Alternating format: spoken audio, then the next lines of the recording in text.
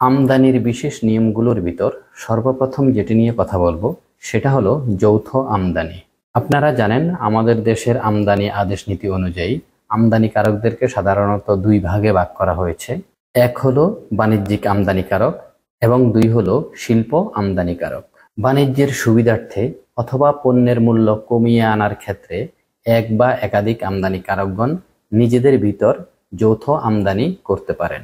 এক্ষেত্রে শর্ত হলো যে ক্যাটাগরির আমদানিকারক ঠিক সেই ক্যাটাগরির আমদানিকারকের সাথেই যৌথভাবে অথবা দলগতভাবে আমদানি করতে পারবেন।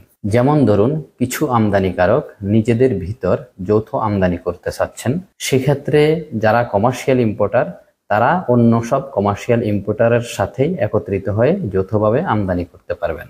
এবং যারা ইন্ডাস্ট্রিয়াল ইম্পোর্টার অবশ্যই তারা অন্য সব ইন্ডাস্ট্রিয়াল ইম্পোর্টারদের সাথেই যৌথভাবে আমদানি করতে পারবেন।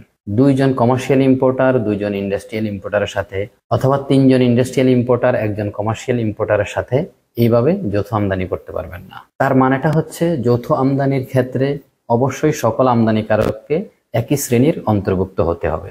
যৌথ আমদানি কি, যৌথ আমদানি কেন করে, অথবা যৌথ আমদানি করার ফুল প্রসেসটা কি, এসব নিয়ে হয়তো আমরা আলাদা কোনো ভিডিওতে কথা বলবো অথবা আমাদের লাইভ ক্লাসে এই ফুল প্রসেসটা নিয়ে আমরা আলোচনা করব।